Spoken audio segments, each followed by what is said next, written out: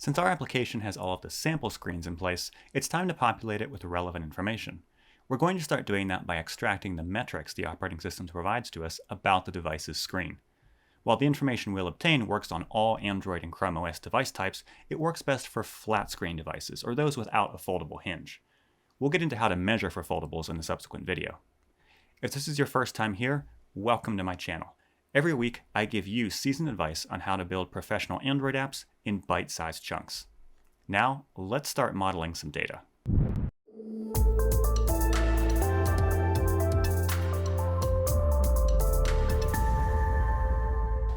First, let's create a sealed interface called Screen Classifier. I'm going to put this inside of a package called utils.screen. Inside of there, create a fully open data class.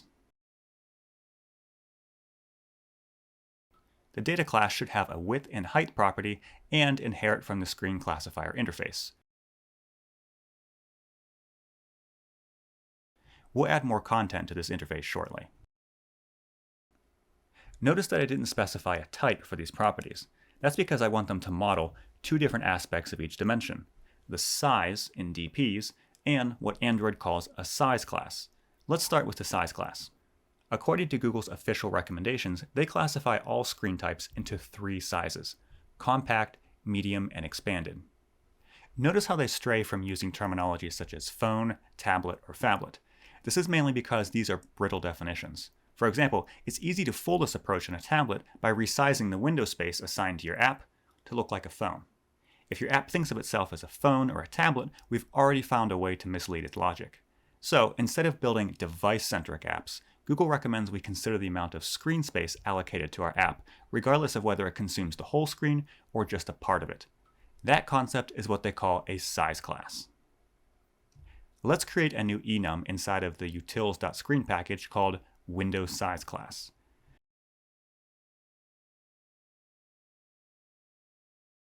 Inside of there, I'll specify each class type: compact, medium, and expanded. That's all for this file. Let's add it to a data class called Dimension. I'll create a new data class called Dimension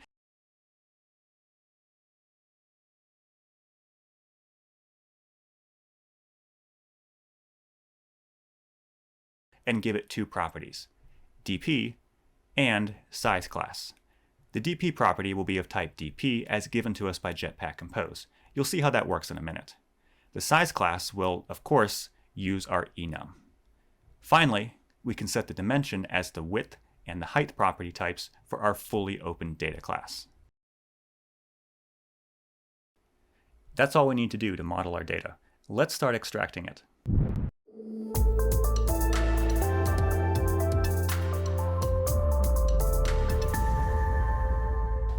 I'll need access to a library called Window Manager. In my app's Gradle file, I'll add a reference to that library and synchronize.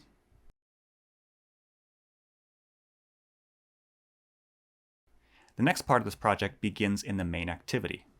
I'll call a function inside of the setContent block called Remember Window DP Size and save its output. This function doesn't exist just yet, but we'll make it in a moment. It will need to access this activity itself, so let's pass that in. Next, I'll create the function. I'll put this under the utils.screen package.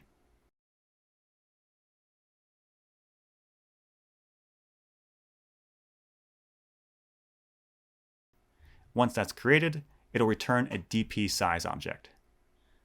The following few lines of code are pretty much straight from the books.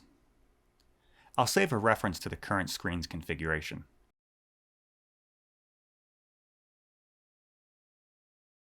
I'll be sure to pass the configuration into the remember function to survive recompositions.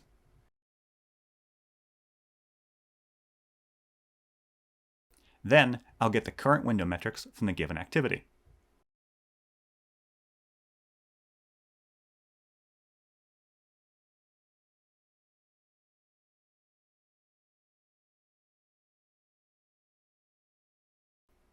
Now I can transform those metrics into a DP size object like this.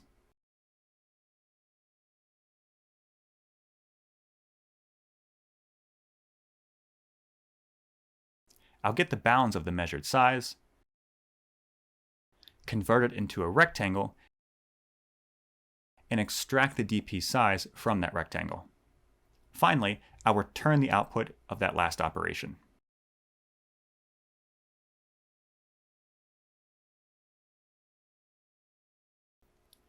At this point, we have the raw width and height of the screen that is allocated to our app. It's important to know that it may not be the entire screen size, but rather the amount of real estate that's given to our app. That's all that matters to us, since the OS takes care of the rest. To get these figures from the DP size into our dimension model, I'll create a class to transform it for us. I'll call it screenInfo and add it to the utils.screen package as well. Let's do the work inside of a function called createClassifier that takes in the DP size object. From here, it's as simple as mapping the width and the height to the respective window size class as recommended in Android's documentation.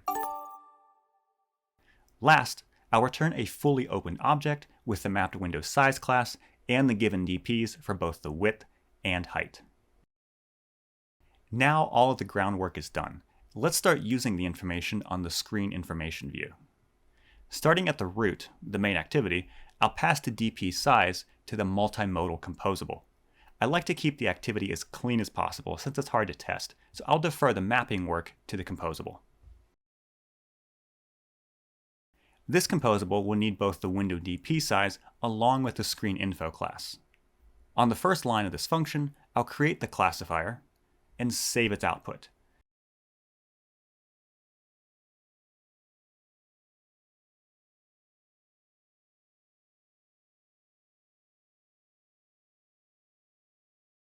This information is then sent into the navigation graph,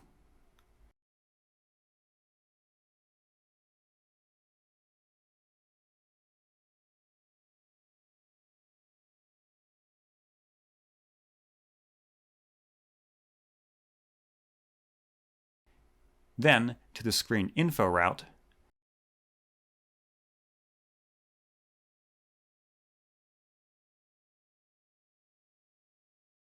and finally to the screen itself.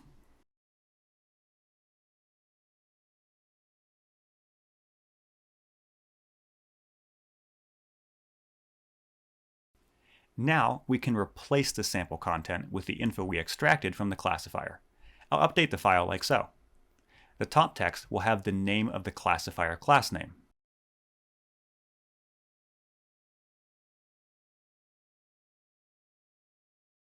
And the next one will have a toString representation of the same object.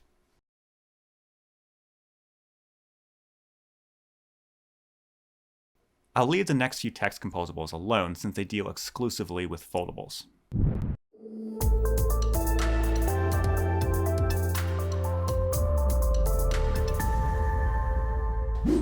Okay, our application is ready for its first test. I have a build of this app on 2 emulators. First, let's explore the phone. Going into the screen information view, you can see our output has sensible measurements and window size class values. If I rotate the device, the metrics are the same, just along the opposite axes. Now let's see if this still makes sense on a large tablet. Going to the same screen on a tablet, I can see that these values still make sense. Now you can see that we have classified this device as expanded in both the width and the height. Rotating this device yields a similar outcome. We've garnered actionable insights from the device's screen that we'll soon put to work for us. But before we do that, let's take some time to understand how a foldable screen works, particularly around the conventions and terminology that we'll be using. We'll do that in the next video.